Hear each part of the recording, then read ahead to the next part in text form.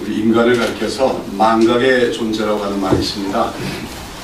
과거 일을 잊어버린 것이 망각인데 과거 일을 다 기억하지 못하고 망각한다는 것, 그럼 어떻게 보면 우리 인간의 어떤 정신기능의 결함이다 이렇게 생각할 수도 있겠지만, 다른 한편으로 이 망각의 작용은 하나님께서 우리 인간들에게 주신 은혜라고도 할 수가 있습니다. 여러분, 망각작용 없이 모든 일을 다 기억하고 있으면 좋을 것 같습니까? 아니죠. 우리가 나이가 들어갈수록 이제 기억력이 희미해진다고 이제 나이 드신 분들은 좀 섭섭해 여기도 하지만, 우리가 살아가면서 경험한 모든 일을 빠짐없이 다 컴퓨터가 기억하듯이 그게 기억을 하게 되면 아마 대부분 사람들이 다 정신병에 걸리고 말 겁니다. 우리는 살아가다가 여러 가지 참 엄청난 사고나 재앙을 당한다든지, 지금 세월호 유가족들이 그러죠. 지금 도무지 이것은 일생에 내가 잊을 수 없을 것이다. 대부분 세월호 유가족들이 그렇게 얘기합니다만은, 그러나 우리 인간에게는 망각의 작용이 있다는 거예요. 시간이 흘러가면 점점 그 사건으로 말미암은 아픔도 적어져 가면서 그 일에 대한 기억이 점점 희미해지게 되어집니다. 그러면서 그 어떤 사건으로 말미암았던 충격이 완화가 된다는 것이죠.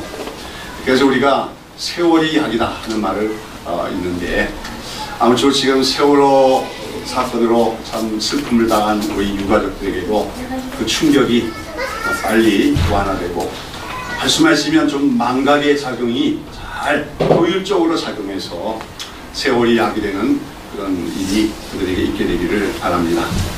자, 이처럼 세월이 약일 때가 있습니다. 그래서 우리가 또 경험했던 일들을 잊어버리는 것이 은혜일 때도 있습니다. 그러나 우리가 그래서 성경에서도 보면 하나님께서 너희는 이전 일을 기억하지 말며 옛적 일을 생각하지 말라, 이런 말씀이 있는가 하면, 또 하나님께서도 망각하신다 얘기야. 어떻게 말씀하십니까? 우리가 지은 죄가 있지만 그 죄를 진심으로 우리가 고백하고 회개하게 되면 하나님께서는 우리가 지은 죄를 기억도 안 하신다고 합니다. 믿으십니까? 네. 근데 우리는 기억해 안 해요? 우리는 기억할 때가 많아요. 내가 하나님 앞에서 지은 죄에 진정으로 회개했습니다. 예수의 보혈로 용서받았습니다.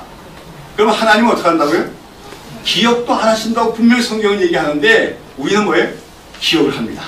그래서 또 끄집어내서 생각하고 내가 왜 그때 그랬을까? 그래서 이제 회개가 아니라 후회죠. 그거는 어리석은 일때가 많다고 하는 것입니다. 자, 이처럼 하나님께서는 하나님 자신도 잊을 때가 있으시다고 말씀하시면서 우리가 잊어버려야 될 일들에 대해서는 잊으라고, 과거를 기억하지 말라고 말씀하십니다. 그러나 우리가 이처럼 살아가면서 잊어야 할 일들이 있는 반면에, 우리가 끝까지 절대로 잊어서는 안 될 일들을 잊어서는 안 된다고 하는 것입니다. 자, 오늘 우리가 읽은 본문에 보면 야곱이 잊지 말아야 될 일을 잊고 살다가 큰 사건이 일어나서 그런 하나님의 간섭하는 손길로 말미암아 다시금 처음 자리로 돌아가는 그런 이야기가 나오고 있습니다. 자, 오늘 본문 35장의 1절에 보시면 하나님이 야곱에게 나타나셔서 뭐라고 말씀하십니까? 베델로 올라가라, 명령하신 말씀을 드립니다. 여기서 하나님께서 야곱에게 하신 말씀, 베델로 올라가라 하는 말씀은 야곱이 하나님과 처음으로 만났던 그 자리로 돌아가라고 하는 말씀입니다. 자, 1절에 보시면 하나님께서는 야곱에게 하나님 자신을 가리켜 어떤 하나님을 말씀하고 계십니까? 거기 1절 보시면, 거기서 보면 네가 내 형 에서의 낯을 피하여 도망하던 때에 네게 나타났던 하나님께 거기서 단을 쌓아라. 그래서 하나님께서는 네가 내 형 에서의 낯을 피하여 도망하던 때라고 말합니다. 야곱이 자기 형 에서의 낯을 피하여 도망하던 때는 야곱의 일생에 있어서 가장 힘들고 어려웠던 때를 말합니다. 그리고 바로 그처럼 가장 어렵고 힘들 때 하나님께서는 야곱을 어디서 만나주십니까? 베델에서 만나주셨는데, 이제 그 하나님과 다시 만나기 위하여 베델로 올라가라고 하나님은 말씀하고 계신 것입니다. 야곱은 과거에 큰 환난을 당했습니다. 형 에서에게 죽임을 당할 위기에 처했습니다. 그러나 하나님은 그때 베델에서 그를 만나주시고 그에게 힘을 주시고 위로를 주시고 은혜를 주셨던 것이죠. 그러나 이제 하나님께서 야곱은 그 후에 그처럼 하나님과 처음 만났던 그 사건을 잊어버리고 만 것입니다. 그러면서 이제 가장 자기 힘들고 어려웠던 때를 망각하고 현실에 안주하며 살아가는 야곱에게 하나님께서는 야곱에게 다시 그의 인생에서 가장 어렵고 힘들었던 그 시절로 돌아가서 하나님 앞에서 약속했던 것을 지키며 또한 하나님 앞에서 그 당시 가졌던 겸손하고 두렵고 떨리던 그 마음을 다시 회복하라고 말씀하고 계신 것입니다. 그동안 우리는 여러 주일에 걸쳐서 창세기에 나오는 이제 우리 믿음의 조상들 아브라함, 이삭의 얘기들을 살펴보면서 또 지난 몇 주 중에는 이제 야곱의 얘기를 함께 살펴보았습니다만은 우리가 창세기 28장에 보면은 야곱이 처음으로 여호와 하나님을 인격적으로 만나는 얘기가 나오고 있습니다. 거기 보면 야곱의 이름이 뜻이 뭐였습니까? 속이는 자라고 했죠. 그 야곱의 자기 이름대로 거짓말로 거짓된 방법으로 속여서 나이가 들어서 눈이 먼 아버지로부터 형 대신에 장자의 축복을 받아내기위해서 뭡니까? 쉽게 말해서 사기를 치죠. 그래서 아버지를 속여서 장자의 축복을 받아내자 이 사실을 한 형에서 어떡합니까? 분노해서 자기 동생인 아우를 죽이려고 합니다. 그래서 야곱은 여기서 형 에서의 그 복수의 칼날을 피해서 피신의 길에 오르게 되죠. 지금 형 에서가 자기를 죽이려고 뒤쫓아올지도 모른다고 하는 그런 두려움 속에서 정말 홀홀단신 먼 타양 땅을 통해서 정처 없이 떠나가고 있는 야곱은 얼마나 참 두렵고 외롭겠습니까? 그런데 야곱이 그렇게 도망하던 중에 어느 날 밤에 들에서 돌베개를 베고 잠자는 가운데 거기서 야곱은 꿈을 꾸게 됩니다. 어떤 꿈입니까? 꿈에 하늘문이 열리고 거기에 사닥다리가 놓여있는데 그 사닥다리 위로 천사들이 오르락 내리락 하면서 바로 그 사닥다리에 여호와 하나님이 서 계신 것을 보게 되었습니다. 이 꿈의 의미는 무엇입니까? 야곱은 지금 자기가 혼자라고 생각하고 있습니다. 도망자로서 형에게 쫓기는 도망자의 신으로서 자기는 혼자밖에 없다고 생각했지만 하나님은 말씀하시는 거죠. 너는 너 혼자가 아니다. 너는 땅에 있고 하나님은 하늘에 계시지만 하나님과 야곱 사이에는 사다리가 연결된 것처럼 맺어져 있다고 하는 것이죠. 이거 바로 언약관계라고 얘기하는 겁니다. 그리고 오늘 하나님 믿는 모든 성도들도 하나님과 우리 사이에는 사닥다리가 놓여 있습니다. 이 사닥다리가 무엇일까요? 나중에 예수님은 요한복음 1장에서 너희는 야곱이 그 사닥다리 위에 천사가 오르락내리락 한 것을 보는 것이 아니라 인자 위에 천사가 오르락내리락 하는 걸 보게 되라고 얘기합니다. 바로 그 사닥다리는 누구를 상징하는 것이었습니까? 예수님을 상징하는 것이죠. 여러분 구약시대에 아브라함이나 이삭이나 야곱이나 또는 다윗이나 모든 믿음의 사람들도 하나님과 연결될 때 사닥다리로 연결되어 있습니다. 그 사닥다리는 누구예요? 예수 그리스도로 연결되는 것을 말하는 거죠. 예수님은 우리의 사닥다리입니다. 우리의 길입니다. 나는 길이요 진리요 생명이 나로 말미암지 않고는 아버지께로 나아갈 자가 없느니라. 오늘 우리는 예수님을 믿을 때 하나님과 우리 사이에 사닥다리가 되신 예수님이 우리 중보자로 놓여지게 됨을 믿어야 될 것입니다. 자, 그러면서 하나님께서는 말씀하시는 겁니다. 뭡니까? 이제 하나님께서는 그 야곱을 보호하여 주실 것이고 그가 가는 것을 지켜주시고 또 무사히 가나안 땅으로 다시 돌아오게끔 지켜주시겠다고 약속을 하셨다고 하는 것이죠. 이 창세기 28장에 나오는 에덴 들판에서의 야곱의 경험은 야곱이 하나님을 비로소 인격적으로 처음 만난 이야기입니다. 야곱은 믿음의 가정에서 태어나서 전에도 말씀드렸죠. 어릴 때부터 할아버지인 아브라함의 무릎에 앉아서 뭡니까? 하나님에 대한 얘기를 듣고 언약에 대해서 얘기를 들으며 하나님을 알아갔습니다. 그러나 그가 안 하나님은 관념적인 하나님입니다. 하나님이 계시다 정도는 알고 있지만 하나님을 자기가 직접적으로 체험하지는 않았습니다. 그러다가 형 에서에게 쫓겨가면서 그 두렵고 어려운 환난의 밤에 그는 하나님을 인격적으로 만나고 인격적으로 체험하게 되었다는 것이죠. 야곱은 그때 얼마나 큰 위로를 받았겠습니까? 얼마나 큰 용기를 얻었겠습니까? 자기가 혼자가 아니라고 하는 것, 살아계신 하나님이 나의 하나님이시고 그 하나님이 자기와 동행하시고 지켜주신다는 것. 여기서 야곱은 하나님께 감사의 소원을 드리죠. 어떤 겁니까? 하나님께서 나를 잘 인도하셔서 먼 곳에 갔다가 다시 고향 땅으로 돌아오게 하시면 그때 반드시 내가 이 베델로 돌아와서 하나님께서 나를 만나주신 이 베델로 돌아와서 내가 돌베개로 삼았던 이 돌을 제단으로 삼아서 하나님께 제사를 드리고 그 다음에 자기의 주시는 모든 소득 중에 11조를 하나님께 드리겠다고 소원을 합니다. 여러분, 이때 야곱의 마음은 얼마나 큰 위로를 받았겠어요. 아무도 의지할 수 없는 절망적인 상태에서 하나님께서 자기를 아신다고 합니다. 하나님과 자기가 끊어질 수 없는 관계, 언약 관계가 있다고 말씀하십니다. 그럴 때 그는 오직 하나님의 그 사랑과 은혜에 보답하는 마음으로 살고자 하는 마음을 다짐했을 것입니다. 이것이 바로 야곱이 난생 처음으로 하나님 앞에서 가졌던 초심이었다. 초심의 신앙이었다고 얘기할 수가 있을 것입니다. 자, 그런데 그로부터 세월이 흘러서 야곱은 어떻게 됩니까? 하나님께서는 야곱에게 약속하신 그 약속을 다 지켜주셨습니다. 그래서 야곱은 어머니의 고향인 어머니 리브가의 고향인 밧담 아람으로 가서 거기서 사는 동안에 참 외삼촌인 라반, 자기 야곱도 사기꾼이지만 라반은 더 뭡니까? 교활한 사기꾼이죠. 그에게 여러 가지 속임수를 당하기도 하지만 그러나 그 어려운 가운데서도 하나님께서는 우여곡절 그때 야곱을 축복하여 주셔서 야곱이 11아들을 얻게 하시고 또 많은 가축과 재산도 얻게 하시고 마침내 20년 만에 고향 땅인 가나안으로 돌아오게 되었습니다. 자, 그러나 가나안 땅이 가까워자 야곱에게 다시 두려움이 찾아오죠. 무엇입니까? 형 에서입니다. 장자의 축복을 빼앗긴 것 때문에 자기를 미워하고 증오하는 형 에서가 이제 자기가 온다는 소식을 듣고 자기를 죽이러 찾아오면 어떡하느냐. 이 두려움 속에서 야복 강가에서 강을 건너지 못하고 홀로 밤을 지새는 가운데 또다시 자기에게 사람의 모습으로 찾아오신 하나님을 만나고 그 하나님과 씨름을 하며 간구하는 가운데 그날 밤에 야곱은 야곱 대신에 새 이스라엘 이름을 이스라엘이라고 하는 새 이름을 얻게 되어지고 또 하나님께서는 에서의 마음을 누그러뜨려서 야곱을 미워하는 것이 아니라 형제로서 반겨 맞이하게 되어지는 것입니다.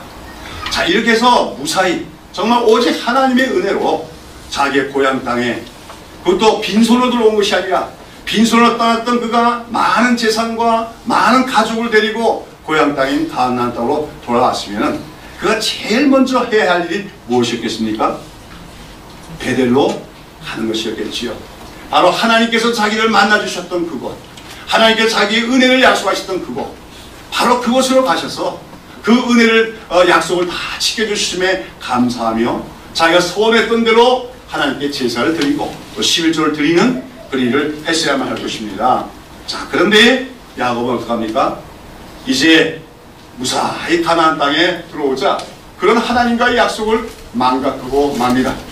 그리고 저는 베델로 가지 않고 세겜이라고 하는 곳에 정착을 하게 되어지죠. 왜 그랬을까요? 사실 베델은 사람들이 많이 거주하지 않는 들판 같은 곳이었습니다. 그러나 당시 세겜은 가나안 족속들이 많이 모여 사는 곳으로서 말하자면 문화가 상당히 발달된 지역에서 살아가기에 현실적으로 편리한 곳이었다는 것이죠. 그래서 야곱은 하나님과의 맺었던 그 약속을 망각한 채 살기에 편한 곳을 지역을 택해서 거기다가 땅도 사고 집을 짓고 뿌리를 데리고 살아가려고 하는 것입니다. 그 세월이 한 10년이다. 이렇게 해서 그렇게 나옵니다. 10년 동안을 그는 하나님과의 약속을 망각한 채 현실적인 안락함과 편리함을 위해서 세겜 땅에서 살아가고 있었다고 하는 것이죠. 그러다가 그의 가정에 엄청난 시험이 찾아옵니다. 그 내용이 이제 오늘 본문의 앞장인 34장에 기록이 되어 있는데 야곱의 가정이 이제 세겜에서 정착해 살아가는 어느 날 야곱의 외동딸인 디나가 있는데 이 디나가 그 세겜에 사는 이방인들의 이제 축제가 벌어지니까 그 축제 구경하러 나갔다가 그 세겜의 추장인 세겜이라는 자에게 성폭행을 당하고 맙니다. 그러자 이 일 때문에 야곱의 아들들, 즉 디나의 오빠들이죠. 그들이 세겜 족속에게 보복을 하게 되는데 거기서 또 거짓말로 그들을 속여서 교활한 방법을 속여서 그들을 무참하게 학살을 하고 맙니다. 자, 가나안 땅에 들어와서 그동안 잘 먹고 잘 살고 편안하게 집 짓고 살고 땅도 사고 잘 살던 야곱의 가정에 평지풍파가 일어나게 된 것입니다. 이런 끔찍한 사건이 일어나자 비로소 여기서 야곱은 정신이 바짝 들었습니다. 잘못하면 그 지방에 사는 세겜 족속들이 자기 동족들이 야곱의 아들들에게서 박살당하심을 알고 어떡합니까? 보복을 해오면 자기 집 전체가 다 몰살을 당할 위기를 만나게 된 것입니다. 그래서 야곱은 여기서 너무나도 두렵고 불안한 가운데 있는데, 이때 하나님께서 10년 동안 세월 하나님은 잠잠하고 계셨지만 이제 그 잠잠했던 하나님께서 다시 야곱에게 나타나셔서 말씀하시는 것입니다. 그것이 오늘 본문의 1절 말씀으로서 너는 일어나 베델로 올라가라고 하는 말씀입니다. 거기 가서 내 영 에서의 낯을 피하여 도망하던 때 내게 나타났던 네 하나님께 거기서 단을 쌓으라고 말씀하셨습니다. 이것은 하나님께서 이제 야곱에게 그가 망각해버린 하나님과의 맺은 약속을 이행하라고 하는 말씀인 동시에 세월이 흐리고 환경이 변하면서 신앙이 세속화된, 신앙이 변질된 야곱에게 이제 초심으로 돌아가서 하나님 중심의 신앙을 회복하라는 말씀으로 우리가 해석할 수가 있습니다. 우리는 보통 처음에 먹은 마음을 초심이라고 하지요. 참 이 초심이 대단히 중요한 것입니다. 만약 야곱이 초심을 잃지 않았더라면 그는 하나님과의 약속도 지켰을 것이고, 그랬더라면 그는 이방인들 가운데 평안히 살려고만 하지 않았을 것입니다. 그랬더라면 그가 베델로 먼저 올라갔더라면 그 가정에 그 딸이 성폭행을 당하는 불미스러운 일과 또한 그 아들들이 그 이방인들을 잔악하게 살해하는 그런 끔찍한 사건도 일어나지 않았을 것입니다. 그러나 야곱이 하나님과의 약속을 망각한 채, 초심을 상실한 채 이렇게 현실적인 삶의 안위함과 평안함을 쫓아 사는 동안에 그의 가정에는 어마어마한 큰 사건이 일어났는데, 이것은 말하자면 하나님께서 잠잠하시던 하나님이 침묵을 깨시고 큰 소리로 야곱을 일깨우신 거라고 할 수가 있습니다. C.S. 루이스라 같은 사람은 그렇게 얘기하지요. 하나님은 늘 잠잠히 말씀하시지만 때때로 우리에게 큰 소리로 소리를 내실 때가 있는데 그것이 바로 고난이다 하겠습니다. 우리가 살아가다가 때로 큰 사건이 일어날 때 그건 우리의 큰 소리로 하나님이 말씀하시는 거예요. 지금 한국 사회 전체가 세월호라는 사건들도 하나님의 큰 소리를 우리가 듣고 있는 건데, 그걸 들을 자가 지금 없다는 것이 이 사회의 문제라고 하는 것입니다.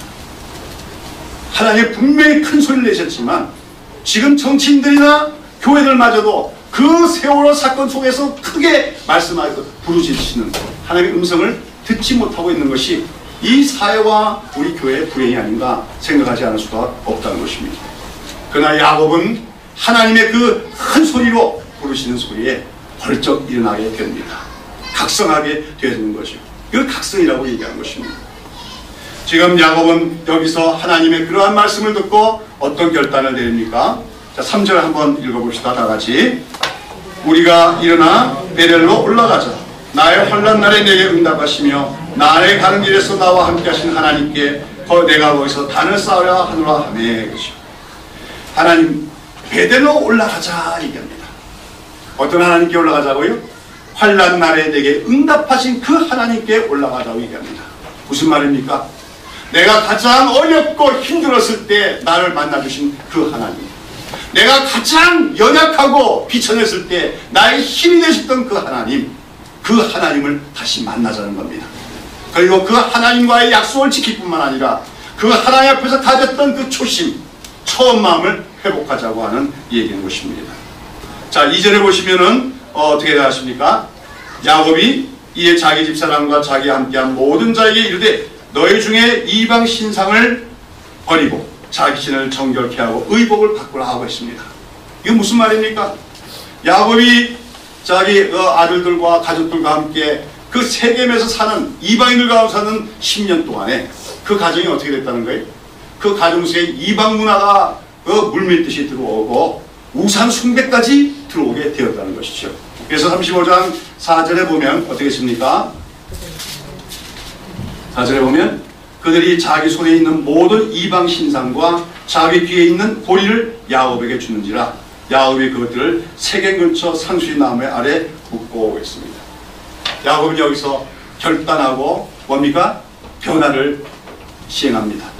자기 가정에 들어온 모든 우상문화, 우상숭배의 흔적들을 다 청산합니다. 다 땅에 파묻고 이제 출발하게 되는 것이죠. 그래서 그 야곱이 자기 가족들을 데리고 그 세겜에서 쌓여진 찌꺼기와 같은 그 세속적인 문화의 흔적들을 다 버리고 출발을 했을 때 이제 하나님께서는 어떻게 해주십니까? 5절에 다 같이 읽습니다. 그들이 발행하였으나 하나님이 그 사면 고울들로 크게 두려워하게 하신 거로 야곱의 아들들을 추격하는 자가 없었더라 하겠습니다. 왜 성경에 보면 이런 게 참 많이 있어요. 내가 어떤 원수와 싸우는데 그 원수가 분명히 나보다 힘이 셉니다. 내가 힘으로 싸워서 그걸 이길 수가 없어요. 그럴 때 우리는 두려워할 수밖에 없고 걱정이 될 수가 없어요. 근데 하나님께 때때로 그 원수들의 마음에 뭘 심으실 때가 있다고요? 두려움을 심어주실 때가 있어요. 그래서 감히 우리를 대적하지 못하는, 그래서 승리케 하신 일들이 굉장히 많지요. 우리가 수요일마다 사사기 공부하고 있는데 기드온의 300용사 그 얘기도 그렇지요. 기드온의 300용사가 정말 그 미디안의 수십만 군대에 보면 정말 세 발의 피밖에 안 되는 한 줌의 군사입니다. 근데 하나님이 그 미디안 군사들의 마음속에 뭐예요? 두려움을 크게 일으키셨다. 그랬더니 기드온의 300용사에 의해서 그 수십만 대군이 패배를 당하고 마는 것입니다.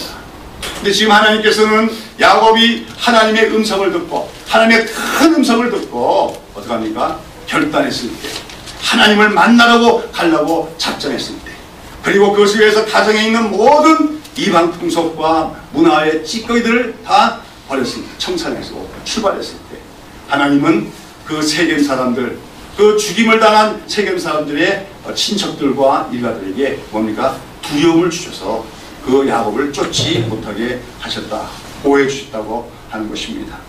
그리고 이제 7절에 보면 마침내 야곱은 애초에 자기가 갔어야 될 그 장소, 하나님을 처음으로 인격적으로 만났던 그곳인 베델로 올라가서 거기서 하나님께 제사를 드리며 과거에 자신이 했던 소원들을 다 이행을 하게 됩니다. 자, 이처럼 처음의 자리로 돌아가서 하나님께 행한 약속을 지키며 초심으로 돌아간 야곱에게 하나님은 무엇라고 하십니까? 9절부터 10절까지 다시 읽습니다. 야곱이 앗다마람에서 돌아오매 하나님이 다시 야곱에게 나타나서 그에게 복을 주시고 그에게 이르시되 내 이름이 야곱이다마는 내 이름을 다시 야곱이라 부르지 않겠고 이스라엘이 내 이름이 되리라 하시고 그가 그의 이름을 이스라엘이라 부르시고 했습니다. 여러분은 야곱이 밧다마람에서 돌아오매라고 했어요. 사실은 야곱이 밧다마람에서 돌아온 것은 언제입니까? 이미 10년 전의 일입니다. 근데 이제 야곱이 세겜에서의 삶을 청산하고 정리하고 베델로 올라가서 하나님 앞에 소원을 지켰을 때 비로소 하나님께서는 야곱이 밧다마에서 돌아온 것이다 얘기하고 있는 것이죠. 무슨 말입니까? 그가 육신적으로는 가나안 땅에 들어가고 있었어도 하나님과의 올바른 관계를 맺지 않고 살았던 10년은 하나님께서는 무효다 그 말입니다. 그 말 가로 속에 들어가는 기간이라고 하는 것입니다. 우리가 하나님과의 바른 관계를 갖고 하나님 중심으로, 믿음 중심으로, 언약 중심으로 살아가게 되면 그 기간은 의미 있는 기간이 됩니다. 그러나 우리가 하나님 중심으로 살지 않고 믿음 중심으로 살지 않고 세상 중심으로 육신 중심으로 살아가게 되면은 그 기간은 하나님 보실 때는 뭐예요? 무효입니다. 과로 속에 들어가는 기간이나 다름이 없다는 거죠. 제가 어느덧 62세가 됐지만 제 인생 속에서도 가로가, 하나님 보시기에 가로와 같은 기간이 얼마나 될까 생각할 때가 참 많아요. 하나님 앞에 정말 모든 게 다 의미가 있겠지만 정말 하나님과의 살아있는 그 교제가 있는 의미 있는 기간은 몇 년이나 될까 생각하게 되어지는 것입니다. 야곱은 이미 10년 전에 밧다마람에서 돌아왔습니다. 그러나 그가 하나님과의 약속을 저버리고 초심을 잃고 세상 중심으로 육신이 편한 것을 따라 살아갔을 때 하나님께서는 그 기간은 과로 속에 들어인 것이다 말씀하신 거나 다름이 없습니다. 그리고 이제 하나님께서는 또 그에게 뭐라고 얘기하는 겁니까? 그에게 이르시되 내 이름이 야곱이다마는 내 이름을 다시는 야곱이라 부르지 않겠고 이스라엘이 내 이름이 되리라. 그렇게 하십니다. 사실은 야곱이 이스라엘 이름을 얻은 게 언제입니까? 그것도 10년 전의 일입니다. 바로 밧다마람에서 돌아오다가 야복강가에서 하늘부터 받은 이름이 이스라엘이었는데, 하나님이 여기서 베델에서 비로소 또다시 네 이름이 이스라엘이라고 말씀하십니다. 그것은 무엇입니까? 그가 이스라엘 이름은 얻었지만 이스라엘로서 살지 못했다 그 말이야. 이제부터는 네가 참 그 이름에 걸맞게 이스라엘처럼 살아야 되리라, 살게 되리라 하는 말씀인 줄로 믿습니다. 오늘 우리는 성도란 이름을 얻었지만 성도가 아닐 때가 많습니다. 성도란 이름을 우리가 예수 믿을 때 얻었지만 하나님 보시기엔 성도가 아닌 것처럼 살아갈 때가 많습니다. 네 이름이 야곱이다마는 이제는 이스라엘이라 부르리라. 무슨 말입니까? 세겜에 들어와 있던 10년 세월은 그에게 이스라엘이 아니었다고 하는 것입니다. 여전히 야곱처럼 살아가고 있었다는 것이죠. 우리는 어떠합니까?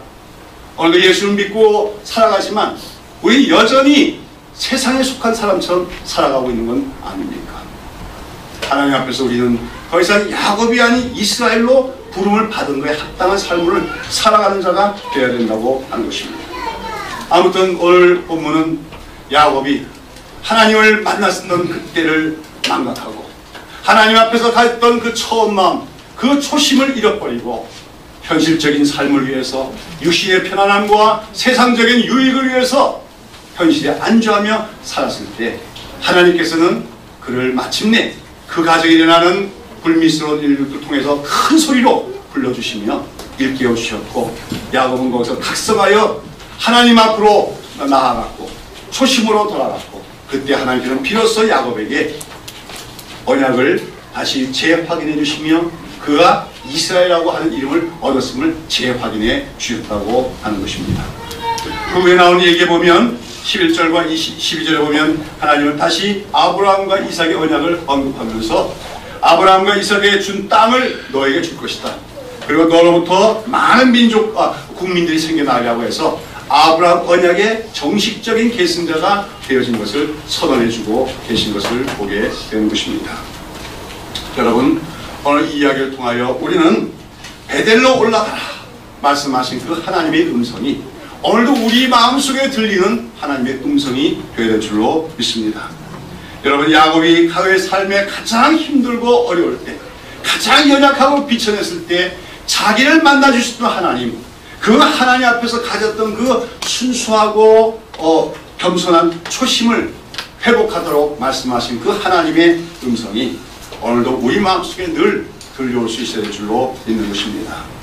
여러분, 우리가 야곱이 아닌 이스라엘로 더 이상 이 세상에 속한 자처럼 사는 것이 아니라 진정한 하나님 백성으로 살기 위해서는 우리도 하나님 앞에서의 가졌던 초심을 변치 않고 잃지 않는 것이 중요한 것입니다. 여러분, 첫사랑이 아름다운 것은 그만큼 순수한 것이라고 이 때문이라고 할 수가 있어요. 신앙의 세계도 마찬가지예요. 우리가 하나님 앞에서 처음 가졌던 마음이 있습니다. 보통 대부분의 사람들이 거듭났을 때 하나님 앞에서 갖는 순수한 마음이 있습니다. 하나님 앞에서 일생 동안 겸손하게 살고 하나님만 의지하고 하나님께 전적으로 내 모든 걸 드리겠다고 하는 순수한 헌신의 마음이 그 초심일 때가 많습니다. 정말 하나님을 사랑하게 살아가고자 하는 그 마음의 결단일 때가 많습니다. 그런데 우리가 살아가다 보면 어떤 속된 말로 어디 들어갈 때와 어디 나올 때가 다르다고, 무슨 말입니까? 어렵고 힘들었을 때는 하나님 앞에서 부르짖으며 또 그 도움을 구했고 또 하나님의 그 앞에서 그 하나님의 은혜에 보답하게 된 마음을 가졌던 것이 어느샌가 망각이 될 때가 있습니다. 그러면서 현실을 따라 살아갑니다. 세상의 물결을 따라 살아갑니다. 세속주의 정신을 따라 살아가게 되는 우리가 될 때가 많다는 것이죠. 요즘 우리나라 대형교회 목회자들이 참 이제는 세상의 일반 언론기관으로부터도 지탄을 받고 비판의 대상이 되고 있는데, 저는 생각하기를 대형교회 목사님들 대부분이 다 처음으로 사역할 때에는 정말 또 교회가 작고 어려울 때는 순수하고 훌륭한 헌신의 마음을 가졌던 분이라고 생각하고 싶습니다. 그러나 교회가 커집니다. 명성이 올라갑니다. 소위 성공을 이뤘다고 하는 그 순간에 거기에 인간적인 욕심이 나타나게 됨으로써 그 본인도 그렇고 본인도 추하게 되고 교회도 어려움을 겪게 되는 것이 아닌가 생각해보게 됩니다. 여러분, 이 초심을 잃어버리는 것은 우리 모두에게 있을 수 있는 위험입니다. 저 자신도 그렇습니다. 늘 내가 가장 순수했던 때가 있습니다. 정말 회심의 체험을 하고 하나님을 만났던 때가 있습니다. 그때는 정말 오늘 밤에 죽어도 아까울 곳이 없었습니다. 정말 주님을 위해서 오지로 가도 어느 곳을 가다 해도 갈 용기가 있었습니다. 정말 주님의 사랑, 주님의 은혜만 있으면 부족할 것이 없었습니다. 근데 오늘 나는 어떠한가 생각해보게 됩니다. 하나님의 그 놀라운 은혜와 사랑을 맛보았을 때 며칠씩이나 눈물을 흘리며 나의 일생 전체를 하나님께 바치겠다고 했던 그 헌신의 마음과 그 처음 사랑을 나는 지금 잃고서 목사의 경력 속에서 나는 그냥 일하고 있는 것이 아니냐 생각될 때가 많다고 하는 것이죠. 여러분, 초심이 흐려지고 처음 사랑이 사라질 때 우리의 신앙은 변질되게 마련입니다.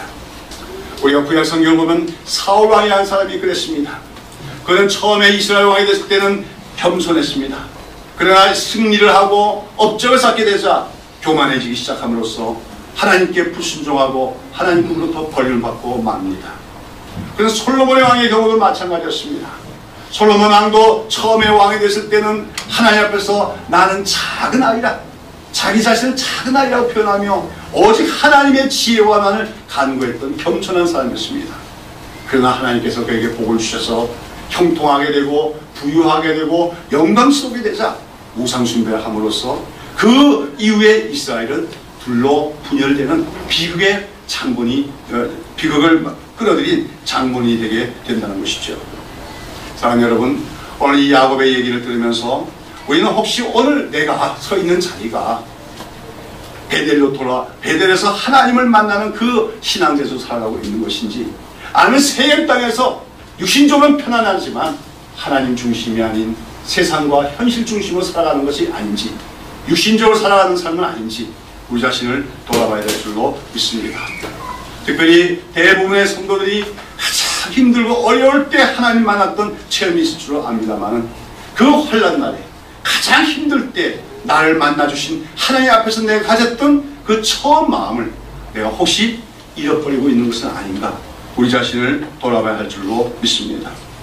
오늘 우리 한국교회가 다시 살아나는 길은 초대교회의 그 순수했던 믿음으로 돌아가는 것만이 한국교회가 사는 길이라고 할 수가 있습니다. 한국교회는 과거 수십 년간의 세계 모든 교회들이 보고 놀랄만한 성장을 이루어냈습니다. 그러나 오늘 한국교회는 그 외형적인 성장과는 달리 작금의 한국교회는 이 사회에서 빛과 소금이 조금도 되지 못하고 있습니다. 그 빛이 자꾸만 어두워져 가고 있습니다. 왜 그렇겠습니까? 그래서 바로 한국교회가 전체가 하나님 중심, 믿음 중심으로 살던 순수한 초심을 잃었기 때문이라고 할 수가 있습니다. 과거의 한국교회는 은도 없고 금도 없고 공부를 많이 한 일꾼들도 없었지만 순수한 열심과 간절한 기도와 특별히 성도들 간에 뜨거운 사랑이 있는 교회였습니다. 그러나 지금의 외형을 자랑한 한국교회는 은도 많고 금도 많고 좋은 교회당 건물과 수많은 교인들도 있지만 성도들 간의 사랑도 식었고 정말 하나님을 진심으로 사랑하기에 봉사하는 마음보다는 세속적인 가치관에 지배받는 교회가 되버리고 만 것입니다. 그런 가운데 이제 우리 한국교회는 환난날에 자기를 만나주셨던 하나님의 음성을 듣고 초심으로 돌아가 베델로 올라가던 야곱의 결단을 본받아낼 줄로 믿습니다. 아까도 말씀드렸습니다. 야곱의 가정에 풍파가 일어났습니다.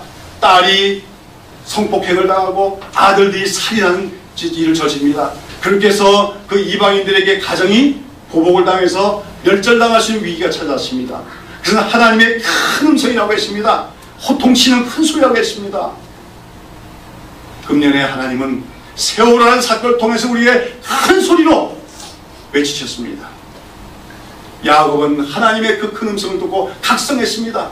일어났습니다. 베델로 올라갔습니다. 그러나 오늘 우리는 일어나고 있습니까? 각성하고 있습니까? 베델로 올라가고 있습니까?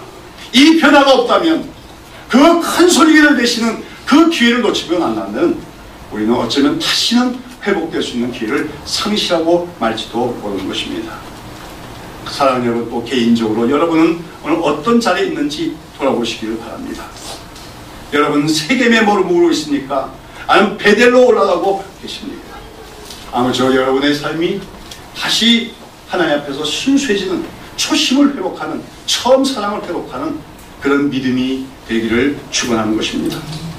여러분, 우리가 세상적으로 물질이 풍요해지고 환경적으로 아무리 안락해질지라도 하나님 중심, 믿음 중심에, 또 하나님 앞에서 우리가 가난하고 어렵고 환난 때 가졌던 그 처음 마음과 사랑을 잃어버린다면 우리는 아무것도 얻지 못한, 모든 걸 다 잃어버린 것이나 다름없음을 알아야 됩니다. 요한계시록 2장과 3장에 보면은 아시아 지역에 있는 7교회에 보내신 주님의 편지가 나오지요. 그 중에서도 에베소 교회에 대한 편지 속에서 주님은 말씀하십니다. 에베소 교회는 교리적으로 정통성이 있는 교회였어요. 그래서 이단들을 다 쫓아내는 교회였습니다.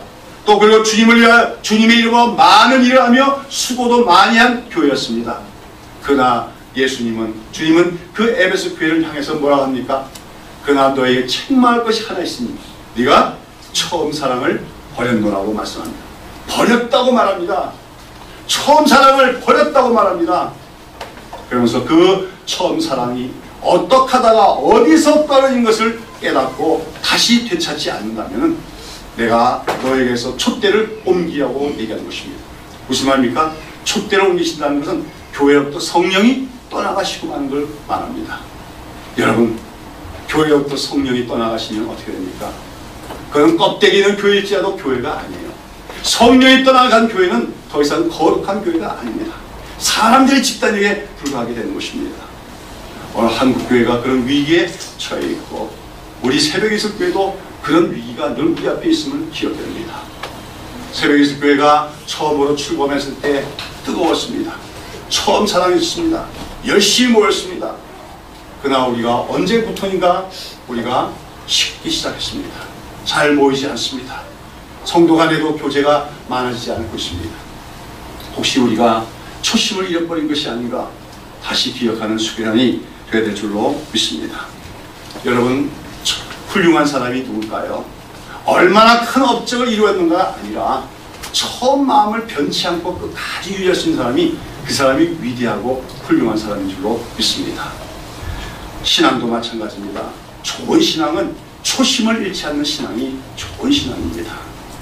특별히 우리가 하나님 앞에서 가장 힘들고 어려웠을 때 우리를 도와주신 하나님, 우리에게 구원과 은혜를 주신 그 하나님께 가졌던 그 헌신의 마음, 그 처음 사랑을 잃지 않는 신앙이 올바른 신앙이요 훌륭한 신앙인 줄로 믿습니다. 여러분, 오늘 우리는 세겜에서 살아가면서 육신적으로 편안한 10년 동안의 세월을 살아갔던 야곱처럼 살아가고 있다면 이제 다시 우리 주변에 일어나는 모든 사건을 통해서 우리에게 큰 소리로 말씀하시는 하나님의 음성을 듣고 일어나 각성하는 우리가 되어야 될 줄로 믿습니다. 그리고 하나님을 만났던, 인격적으로 체험했던 그 베델의 자리로 다시 나아가는 우리가 되어야 될 줄로 믿습니다.